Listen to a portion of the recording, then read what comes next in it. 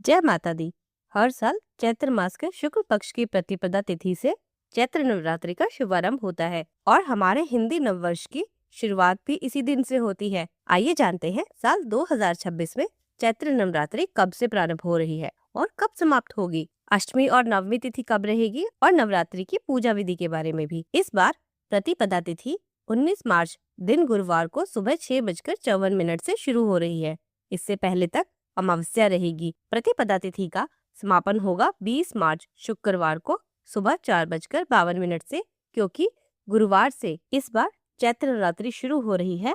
ऐसे में क्या महिलाएं इस दिन सिर से स्नान कर सकती हैं? ये भी प्रश्न सबके मन में आएगा। इसकी भी जानकारी हम आगे वीडियो में देते हैं। उदय तिथि के अनुसार प्रतिपदा तिथि 19 मार्च गुरुवार से है, तो इस बार चैत्र नवरात्रि 19 मार्च दिन गुरुवार से शुरू होगी और नवरात्रि व्रत का समापन होगा 27 मार्च शुक्रवार को नवमी के दिन।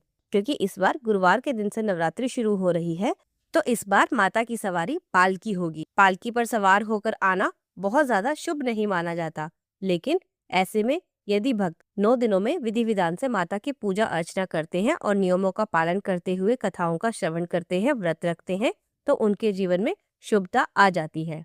पहले दिन कलश स्थापना की जाती है, जो कि हमेशा शुभ मुहूर्त में ही करनी चाहिए, और इस बार नवरात्रि में कलश स्थापना 19 मार्च दिन गुरुवार को की जाएगी और नवरात्रि के प्रथम दिन माँ भगवती के प्रथम स्वरूप की माँ शैलपुत्री की पूजा की जाएगी। कलश स्थापना 2 शुभ मुहूर्तों में की जा सकती है, जिसमें पहला शुभ मुहूर्त है 6:54 से 7:43 तक और दूसरा शुभ मुहूर्त रहेगा अभिजीत मुहूर्त, जो कि दोपहर 12:10 से 12:58 तक रहेगा। कलश स्थापना यदि आप सुबह कर रहे हैं तो ध्यान रखिएगा, सुबह 6:53 तक अमावस्या तिथि रहेगी, तो इसलिए अमावस्या तिथि में कलश की स्थापना ना करें। जो भी शुभ अशुभ मुहूर्त बताए गए हैं उसी में कलश की स्थापना कर सकते हैं, क्योंकि गुरुवार से नवरात्रि शुरू हो रही है। ऐसे में कुछ नियम ऐसे हैं जो महिलाओं को पालन करने होते हैं। महिलाओं या कन्याओं को ऐसा कहा जाता है कि गुरुवार के दिन सिर से स्नान नहीं करना चाहिए, लेकिन क्योंकि इस दिन नवरात्रि की शुरुआत हो रही है, एक दिन पहले तक जो भी महिलाएं या कन्याएं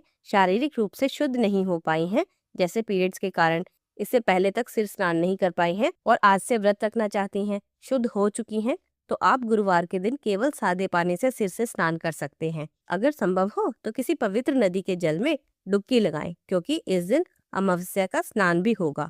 इस बार अष्टमी और नवमी तिथि को लेकर भी बहुत ज्यादा असमंजस बना रहेगा, क्योंकि दोनों ही तिथियां 2 दिन पड़ रही हैं। ऐसे में इस समय जो जानकारी मिल रही है उसके अनुसार अष्टमी और नवमी की पूजा एक ही दिन की जा सकती है, यानी 26 मार्च के दिन गुरुवार को ही, क्योंकि अष्टमी तिथि सुबह 11:49 तक रहेगी और बाद में नवमी तिथि प्रारंभ हो जाएगी। और अगर पंचांग के अनुसार बात करें तो नवमी तिथि 27 मार्च शुक्रवार को सुबह 10:07 तक रहेगी। ऐसे में नवमी तिथि आप 27 मार्च शुक्रवार को भी मना सकते हैं, तो यानी कि 26 मार्च गुरुवार को अष्टमी और 27 मार्च शुक्रवार को नवमी तिथि रहेगी। कभी कभी लोग क्षेत्र के अनुसार अष्टमी और नवमी तिथि अलग अलग दिनों में मना लेते हैं। ऐसे में आने वाले समय में जब भी अष्टमी नवमी मनाई जाएगी उसकी सही जानकारी आपको सही समय पर दे दी जाएगी।